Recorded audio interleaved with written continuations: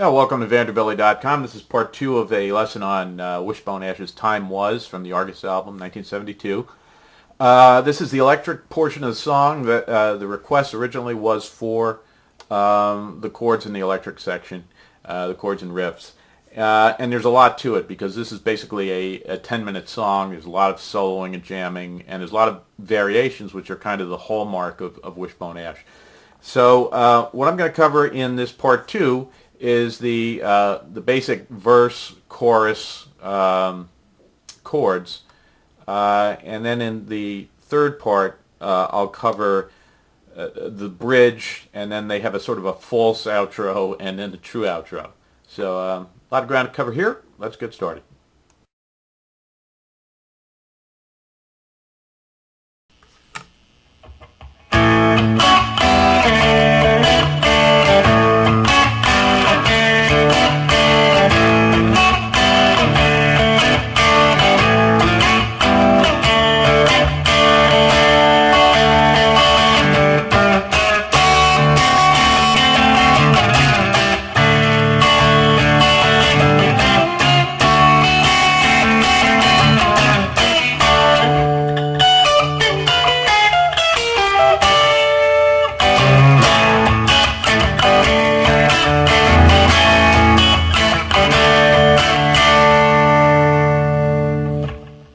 Okay, this song starts off with an A chord, and then you're doing a version of a D major 7 chord. A D major 7 on the 5th fret would be like this.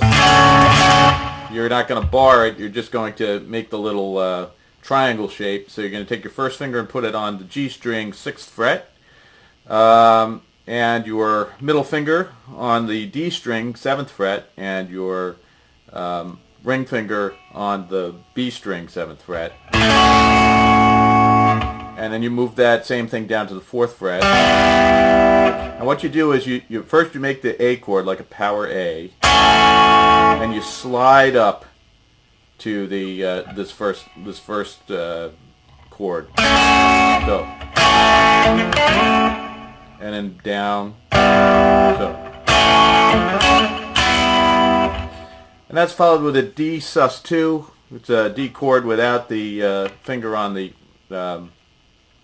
E string, so that sounds like, and you just slide that up to the 4th fret and back, so that would be, so the whole thing is just slowly,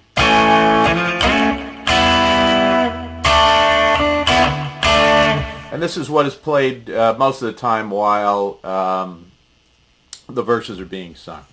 Then the sort of pseudo chorus. You're playing a full D, and then you do a progression which is a C7 chord, bar the 3rd fret, put your ring finger on the D string 5th fret, and your pinky on the B string 5th fret, and you have this chord. And you're going to not emphasize the bass strings, more the treble strings. So you go from to this C, and then progress through C sharp, 1 fret up, and up to a D. And hang on that. D7. And then back down.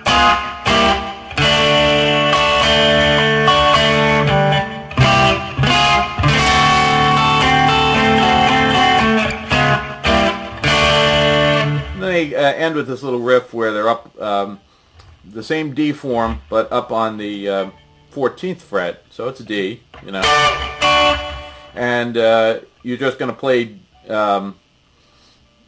E string, B string, G string, and back up, and then you have a sort of if you were to make a D7 form, the inverted pyramid, the inverted triangle, which would sound like this, right? But instead of playing it here on the 13th fret, you move it down to the 12th fret, and it sounds like. So far we've got and then you move it down one more fret, and then just play a double stop on the 10th fret, just the B and the E strings. Let it ring. So the whole thing is just, sorry.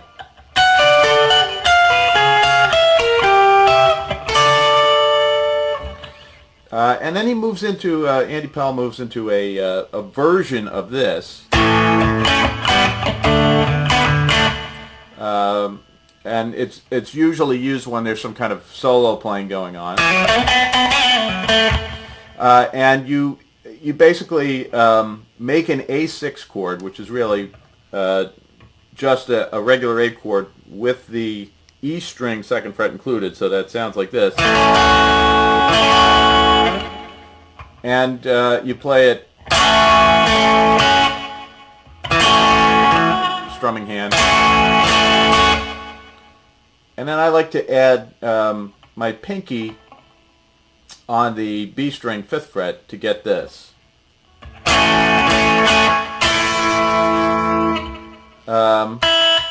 It's just the open, would be an A. So that sounds like. And then you do the same thing with the D sus2.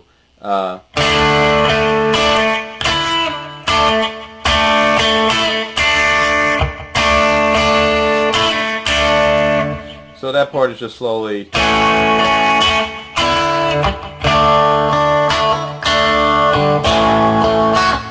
Sorry.